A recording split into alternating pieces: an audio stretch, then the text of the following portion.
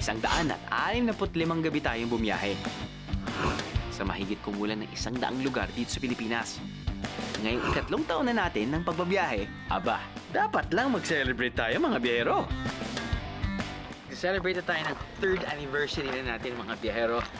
At dadalhin ko kayo sa 2 napakaganda, nakakainis sa gandang bansa dito sa Middle East. Jordan, pati Israel. Ang tanong ko, sama ba kayo sa biyahe ko?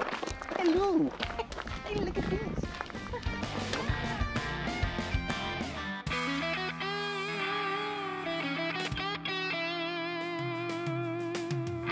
Labindalawang araw kaming bumiyahe sa 2 bansa na Jordan at Israel. Walang hotel ang tinuluyan namin. At ang bitbit naming bagahe, mahigit 160 kilos lang naman.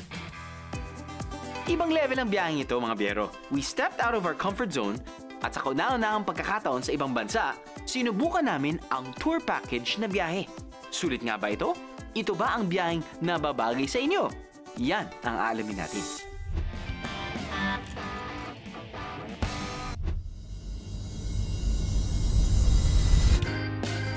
Sinimulan namin ang aming biyahe sa bansang Jordan. Sumama kami sa package tour ng Ephesus Travel and Tours. Kung dadalaw kayo sa Jordan at Israel, mas madali ang biyahe kung sasabay kayo sa isang package tour para worry-free ang pagtawid ng 2 bansa.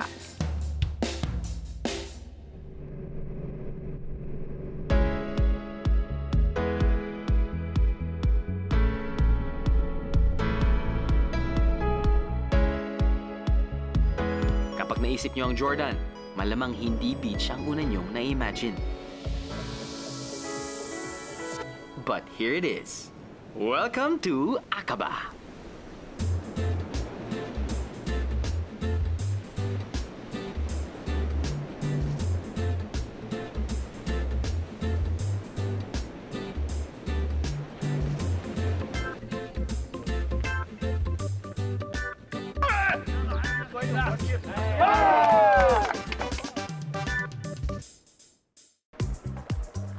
Nandito tayo ngayon sa Aqaba.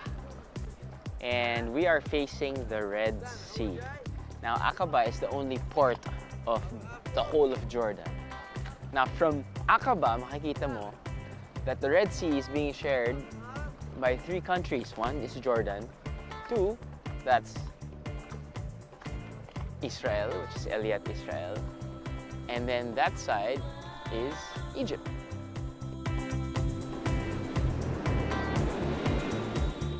It's just good to know. I miss Batangas.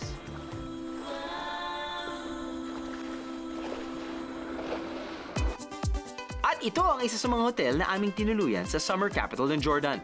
Kung kayo isasali sa isang package tour, usually kasama ang hotel accommodation sa inyong babayaran.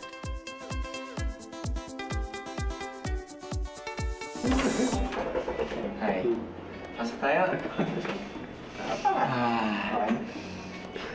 So good. Mga biyero, ito yung... ito na siguro yung pinakamagandang hotel dito sa ating Middle East trip, no? Nandito tayo ngayon sa isang 5-star hotel. At pag napasok nyo, sasalubong sa inyo ang living room. Pasensya na. Nandiyan yung mga gamit ko. Nandiyan din yung mga ibang gamit ko. Nandito rin yung mga ibang gamit ko. Nandiyan yung aking luggage. Anyway, cut the long story short, hindi pa ako handa na papasok kayo. 2 rooms, living room, and then ang aking bed. Hindi ko pa rin susubukan. Pero mukhang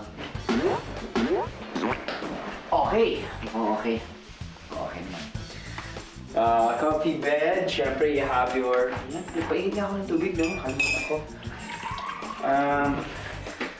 Meron kang complimentary tea bags. Ooh! Fancy! Meron ka rin espresso machine. Anyway! Yan. Yan. Yan talaga yan eh. Okay. Beautiful. Beautiful view ng aking damit.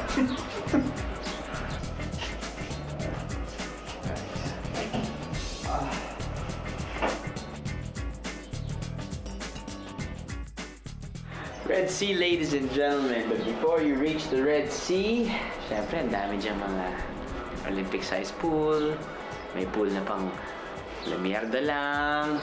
Meron pang isang bar dito. Nandiyan yung beach. Meron din doon isang bar. Ang laki na itong hotel na to, guys.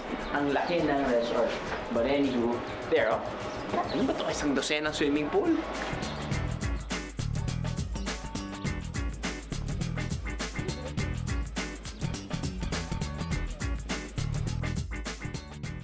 Ganda. Ganda siya. Maganda siya. Nang okay nga rin dito sa hotel na to, maraming mga Pilipino. Maraming mga Pilipinong empleyado. So alam niyo naman, kapag makakita kayo ng mga empleyadong Pilipino, kapag nasa ibang bansa kayo, parang, hello, kabayan! Thanks, Philip. Hi.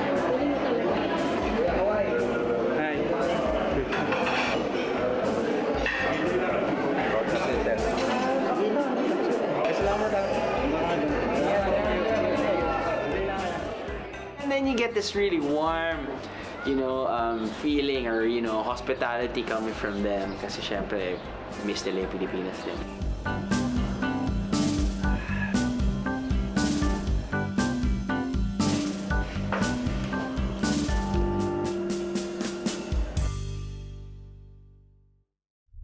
Susunod, Red Alert! Di dahil sa Red Tide, kundi dahil sa Red Sea.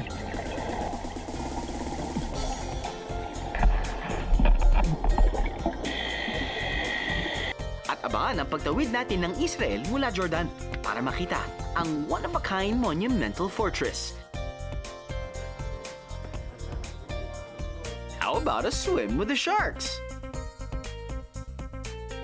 And yep, that's a stingray above us.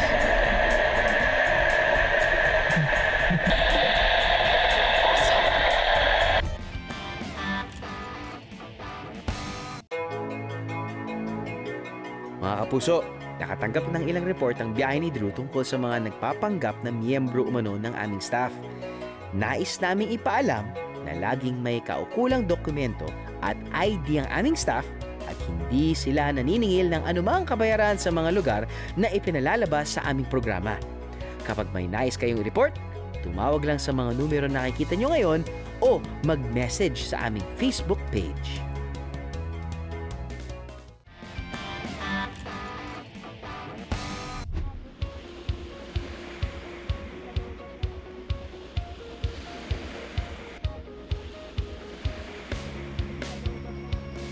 Hindi lang panay mga bundok at buhangin ang nakikita rito sa Jordan.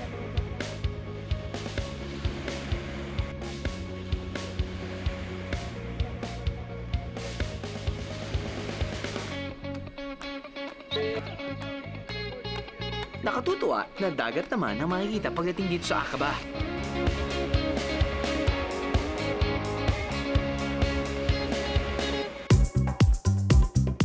Siyempre, kailangan ko makita ang ganda ng Jordan mula naman sa ilalim ng dagat. Bago ang dive, sumailalim muna kami sa briefing ng aking cameraman. We're good? Thank you. Okay. Mga biyero, kung may balak kayong mag-diving dito sa Aqaba, importanteng lisensyado kayong diver, okay?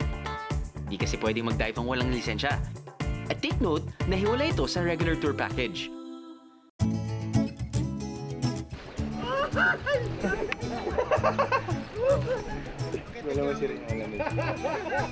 Mukhang malamig ang tubig, mga biyero, ah. Kailangan munang mag-adjust ang katawan namin sa temperatura ng Red Sea.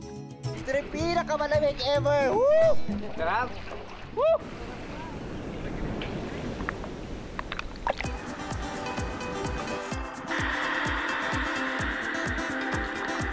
Sa di kalayuan, makikita na agad ang Red Sea residence na to.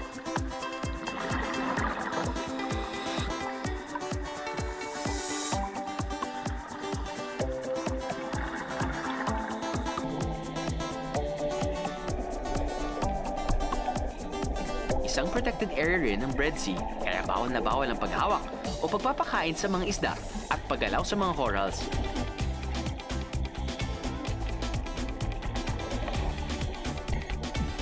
Sabot-saring isda ang meron sa Red Sea.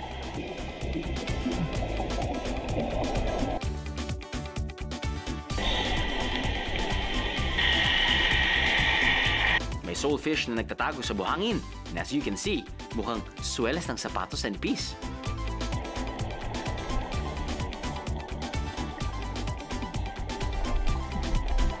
May cute na powerfish.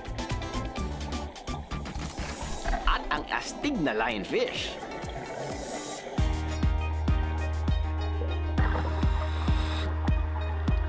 Sa di kalayuan, may isang reef kung saan may mas makulay na corals at iba pang isda. Pero gaya rin sa atin sa Pilipinas, may mga kalat din na makikita sa ilalim ng tubig. Kaya di na rin namin natiis ng aking cameraman na kunin ang kaya naming damputin na kalat. Scuba Surero Red Sea Edition. Biyahero Biyeros. Saan mang lugar kayo bumabiyahe.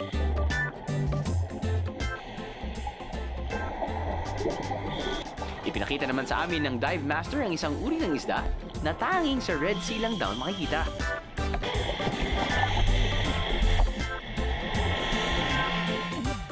I must say, I wasn't expecting na may ganito sa Jordan.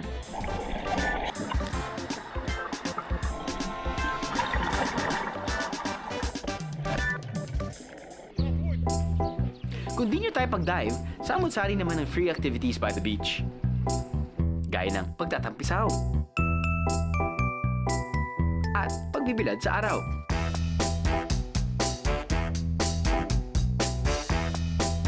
Meron din relaxing yoga by the beach at ang nakakaindak na salsa.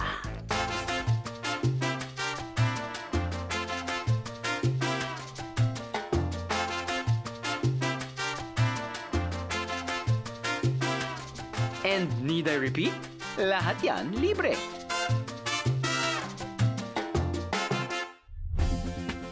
Up ahead, pabebing waving with the sharks.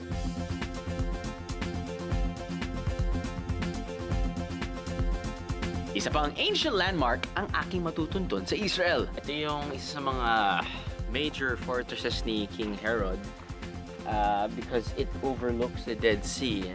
And nakikita niyo yung lupa, that's actually a major trade area back in the day. The marvelous Masada.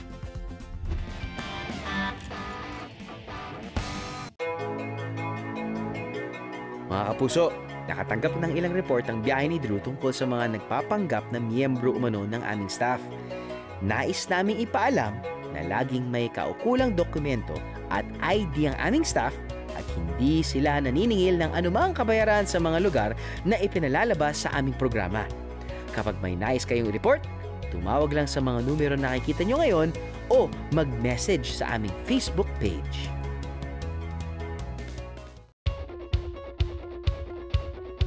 Summer is officially here, biyaheros! Marami sa inyo, init na rin sa kanilang mga summer getaway photos. Here are some of your summerific snapshots. Umpisa natin sa Catanduanes. Sa litratong padali ni Angelica Trias Estrada, nakakainggit mag-beach! Si Jen Andeleo naman, aba, zen sa gitna ng mga ala spiderweb na metal cords sa Masungi.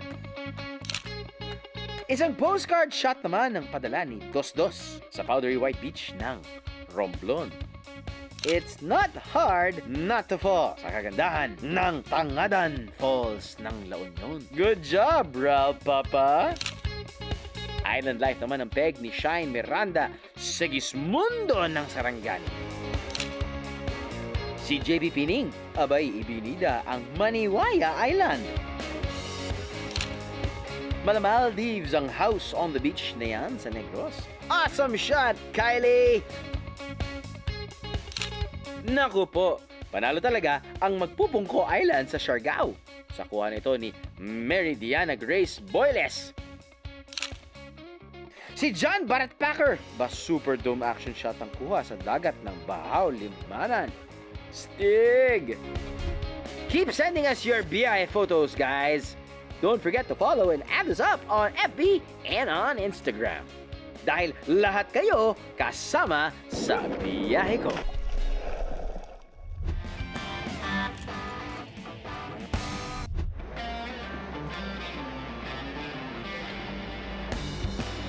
Kasama din syempre ang shopping sa tour group package. If you're going to Aqaba, iba't ibang markets ang makikita nyo.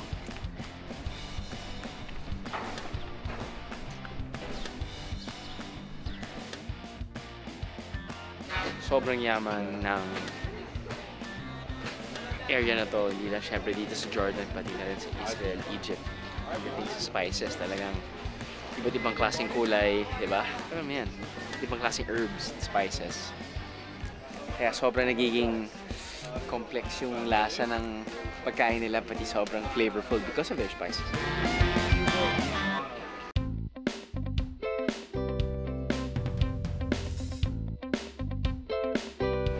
You don't get to see that every day.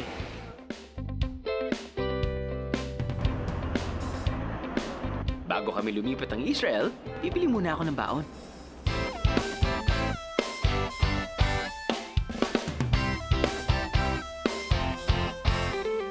Ito ang barazek.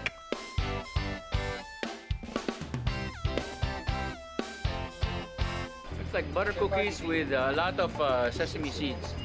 Local biscuit na. Parang butter cookies na binudburan ng sesame seeds. At least ito, pwede mong iuwi. If you're hungry, everything's good.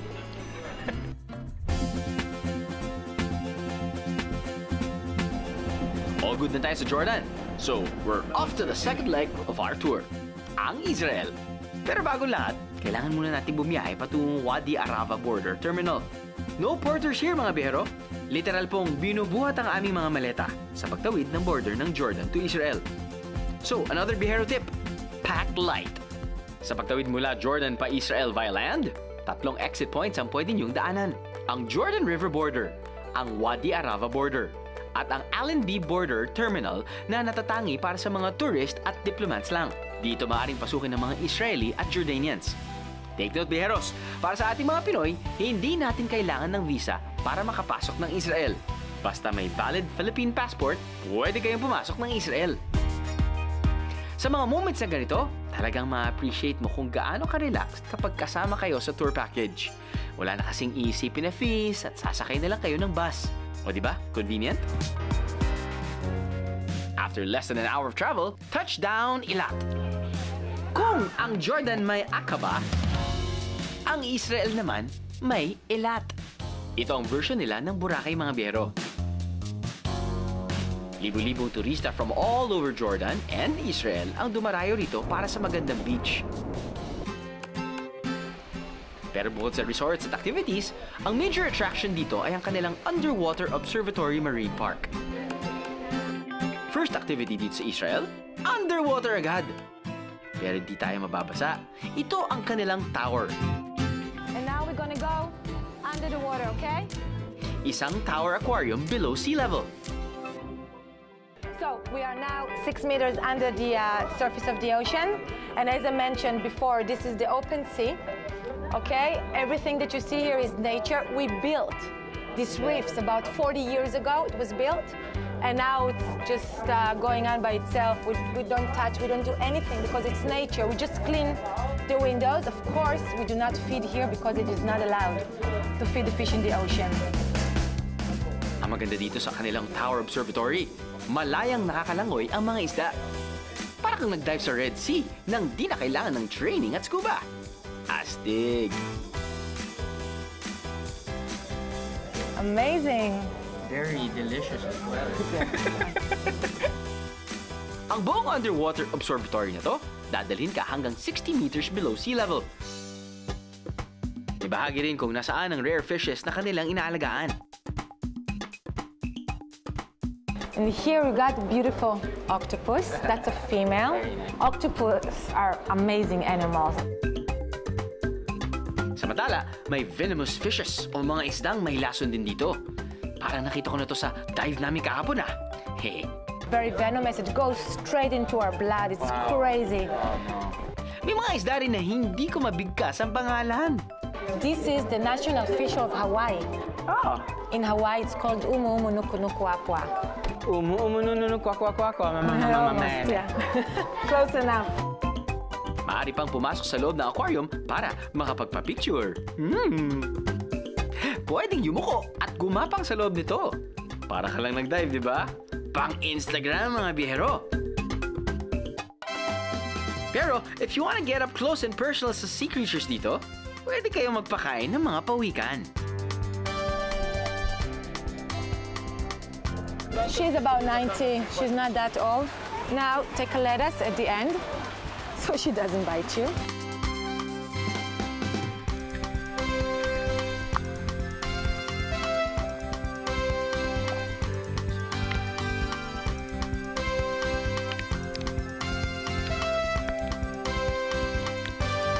Tingnan nyo naman kung gaano kalaki ang mga pawikan na yan dito sa turtle pool. They like it when you scratch their shell. Like dogs. Yeah.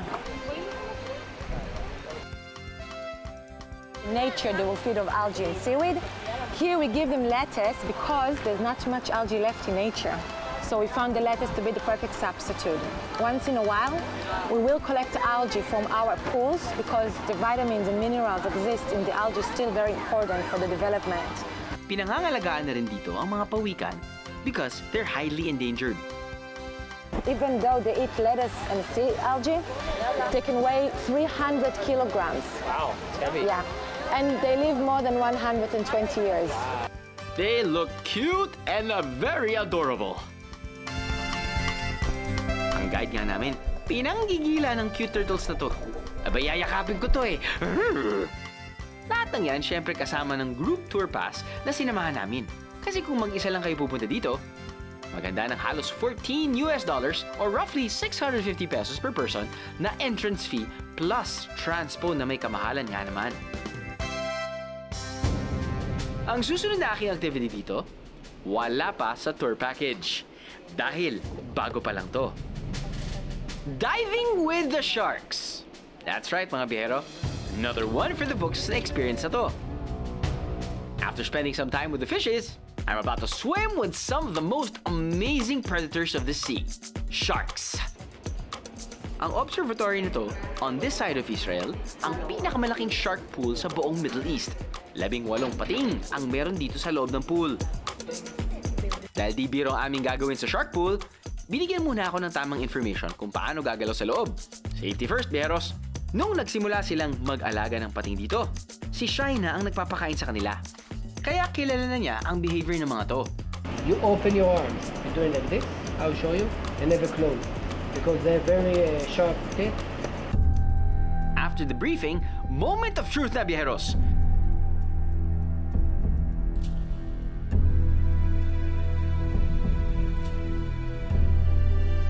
Dahan-dahan muna kaming bumaba sa shark pool para unti-unting masanay sa amin ang mga pating. Matapos ang ilang pang minuto, inilabas na ni Shai ang pagkain ng mga isda. Bigla na kaming dinumog. And yup, that's a stingray above us.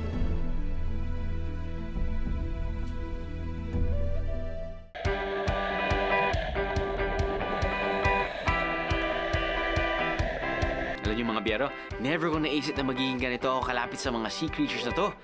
At least not in this lifetime.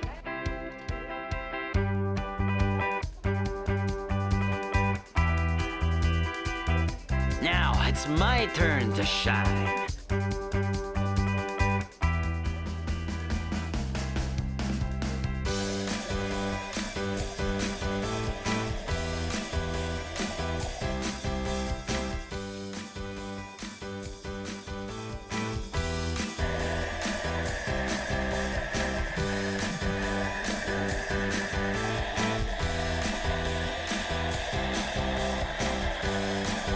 Yahoo!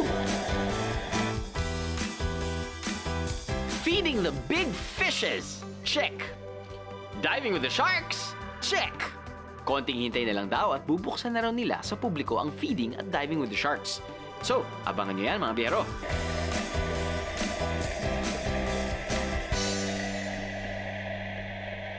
Sulit naman, mga biyero.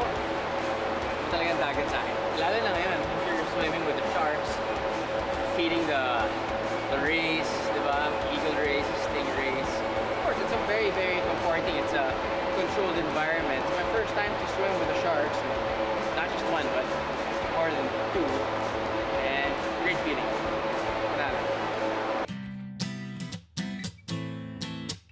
From Eilat's the Red Sea, our tour bus will travel 226 kilometers o mga 3 hours land travel. Panorte naman tayo to check out Israel's famous landmark, the marvelous Masada. A short history lesson muna tayo mga biyero. Way back 31 to 37 BCE, ang tuktok ng bundok na to, ginawang fortress ni King Herod.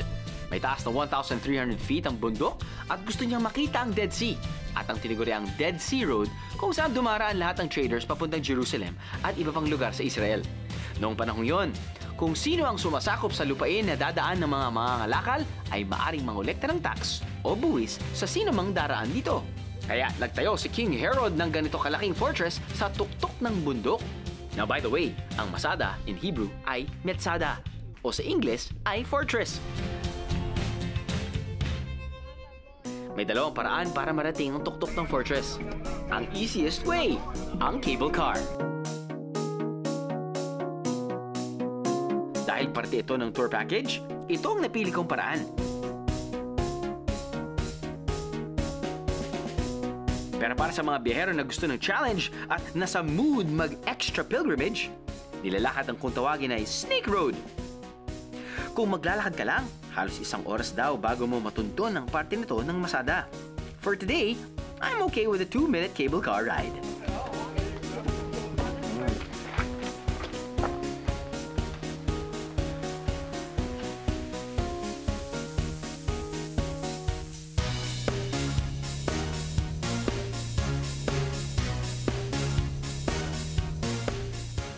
Mga biyahero, nandito tayo ngayon sa area ng Masada kung saan ito yung isa sa mga major fortresses ni King Herod because it overlooks the Dead Sea and yung nakikita niyong lupa, that's actually a major trade area back in the day. And whoever holds the trade area has power. There you go. Another plus pag kasama kayo sa package tour. Mas maiintindihan nyo ang mga istorya sa mga napupuntahan nyong sites. Dahil may kasama kayong mga local guide na magagaling mag-English.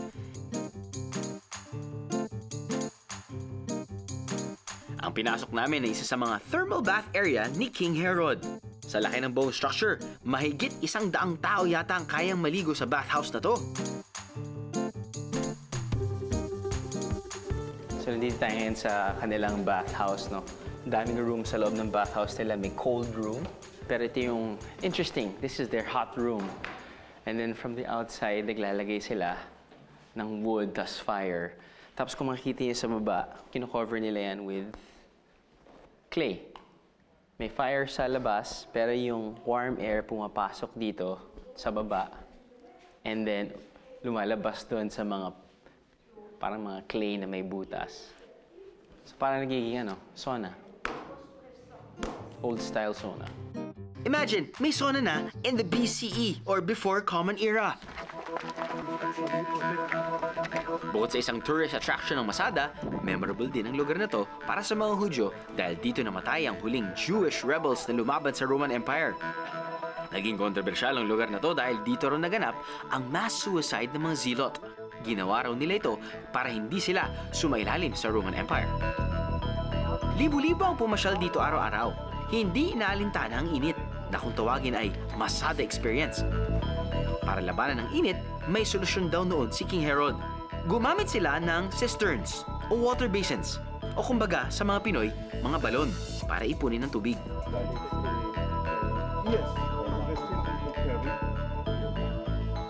Sadyang inayos ang pagdaloy ng tubig mula sa bundok para magkaroon ng tubig ang buong fortress patungo sa mga kwarto ng hari. Bukod sa pag-quarry nila ng mga tinatawag nilang cisterns, no? From the rainwater and from the water na nanggagaling sa mountain dahil pag winter, di ba nagkakaroon ng tubig doon. So naglagay sila ng pathway. Of course, with gravity from sa taas, nagpapas na yun sa castle. Pag nasa tuktok ka talaga ng bundok, parang gusto mong sumigaw ng I'm the king of the world!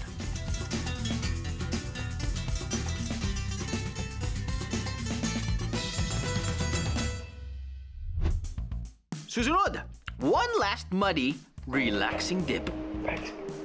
Medyo mainit. Medyo mainit yan.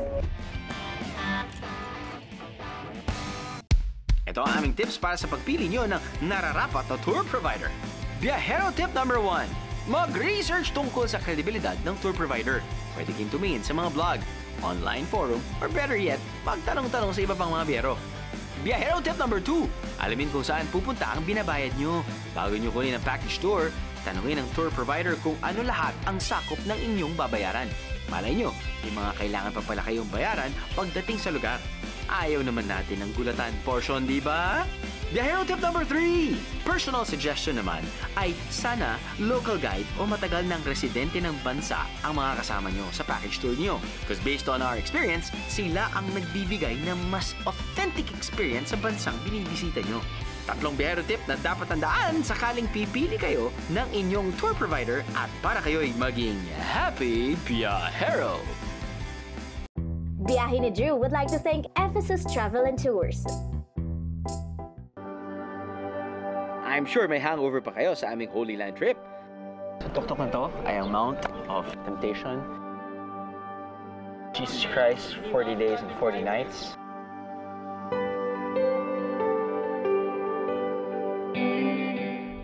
At sa non-stop sightseeing natin sa amazing ancient Jordan.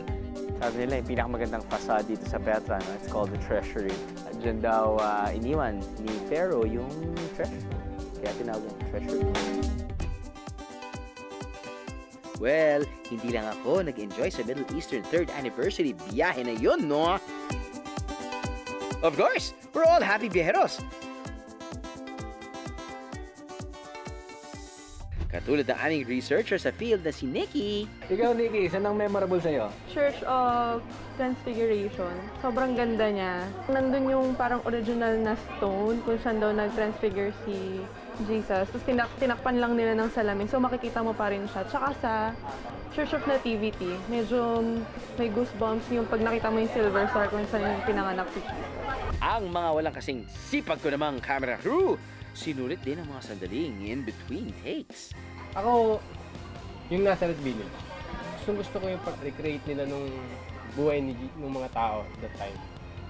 Para kang lumalakad talaga sa Bible in real life. Ako kahit saan lugar din, mga ganda talaga. First time kong makakita ng mga ganong marami. Ako dun sa sa Dead Sea. Singling eh. Lumulutang ka lang mag-isa. Kahit di ka gumalaw. At ang mga utak sa likod ng Jordan at Israel episodes. Ang dalawang senior producers ko, sina Jack at Alan. Ang naging memorable sa akin nun yung talaga yung lumakad tayo ng malayo sa Petra. Magkabila, bato, tapos ang daming ukit. Magaganda, tapos nagtagal siya ng 1,000 years. Tapos nakakamit mo yung mga Bedouins, yung mga doon sila nakatira, doon sa mga lugar na yon. Tapos Ano masabi mo, kamukha mo yung mga ano doon? oo, kamukha ko lahat sila. Actually, yung balbas ko pa lang, pasadong-pasada na local ako doon. Sa Israel, kami pa na simbahan sa Israel, bro, no? 10 atang simbahan na puntahan natin doon sa isang araw, wild. Kahit anong kanto doon, maganda mag-OOTD, mag-picture. Kahit marami kami, syempre magkakaibang naiuwi namin mga alaala mula sa biyahe namin sa Jordan at Israel. Bagong-bago ito sa paningin namin, kaya, syempre, level up ang experience. We really did step out of our comfort zone for our 3rd anniversary specials, mga biyero. O ano mga biyero, sama kayo sa biyahe namin, ha?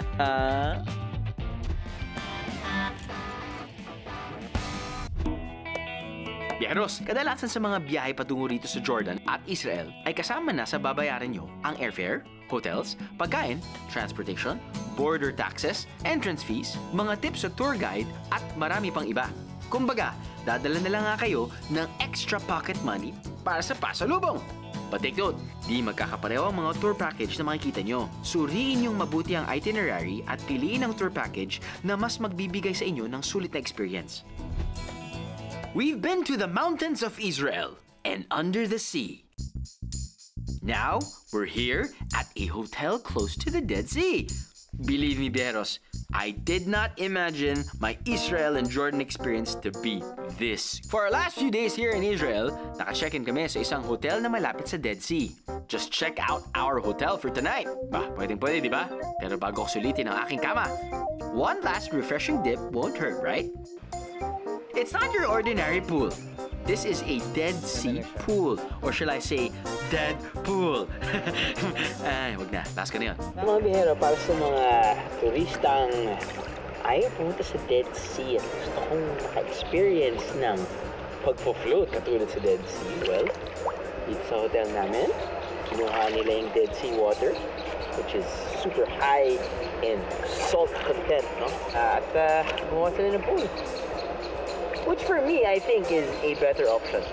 Malapit ka sa hotel, hindi ka matudumihan ng mud, diba?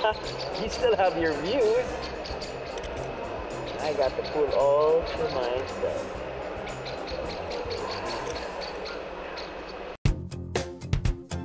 So, sa sobrang taas nga ng salt content ng pool na to, na nanggaling sa Dead Sea, you can just float without any flotation device.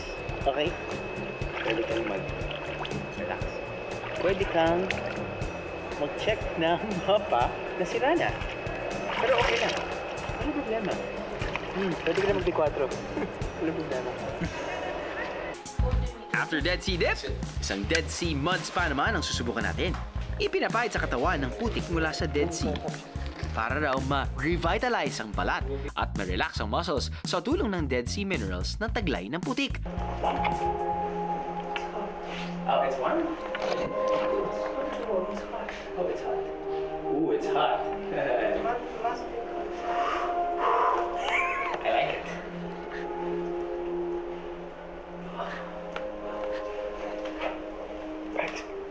Ano feeling, sir? Medyo mainit. Oh, medyo mainit yan. Medyo giving a whole new definition of mud back. Ang experience na to, di rin kasama sa regular tour package, okay? Pero kung kakayanin ng inyong budget, subukan nyo rin kaya. Medyo weird. Sorry. Ano feeling, sir? Parang weird yung feeling. Siyempre, binubuhusan niya ako ng putik. Mainit putik. Pero kapag ipikit mo namin kasi, siguro parang pinulunturan ka ng mashed potato. Mashed potato na may gravy. Pero hindi niya amoy mashed potato. Wala siya amoy, buti na lang. Pero mashed potato na bagong luto. Ang init eh. Pero yung, it's just, you know that sensation kapag lalagay mo yung really good butter mashed potato. Sa bibig mo, no? Very extreme.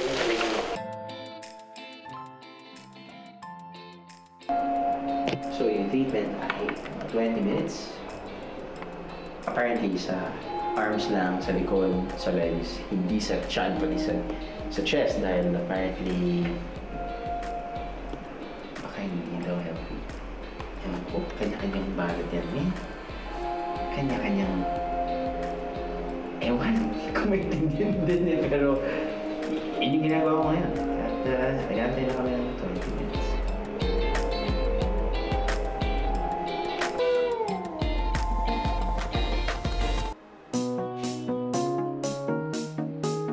On the last part of the tour, makikita natin ang mga bato na to na national stone ng Israel. She works here over 20 years. She does everything with her hands. She works with natural stones. Di raw ito matatagpuan kung saan-saan. Kaya ang presyo ng isang diamante dito ay nagsisimula sa $1,500 o mahigit kumulang na 70,000 pesos. Mamahaling pasalubong?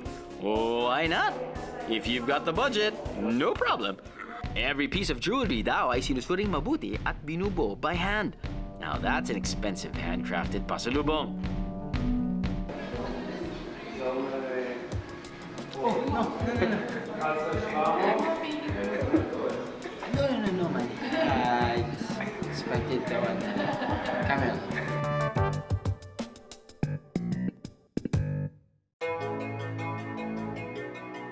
Sa aking pag-ikot sa Israel at Jordan, nakita ko na di lang pala holy tours, disyerto, mga bundok, at ancient landmarks ang meron sa dalawang bansang ito. Nakakagulat at nakakamangha ang likas na yamang dagat ng Red Sea. Na-experience ko rin kung ano nga ba ang meron tuwing summer sa dalawang bansang ito. Kung nagbabalak kayong sumali sa isang tour group sa Israel at Jordan na tumagal ng halos 2 linggong pagbiyahe, kakalaga ang package tour na mahigit kumulang na $3,000 o mahigit 139,000 pesos para sa bawat biyahero. Gaya ng nasabi namin, all-in na yan. Bakit money na lang ang bibitbitin nyo para sa pasalubong? Maaring malaking budget ang kailangan mo para ma-experience mong lahat na to. Para sa akin, mga biyahero, walang makakapantay na halaga sa mga naranasan ko sa pag-iikot ko dito. Tandaan nyo lang, work, save, travel, repeat!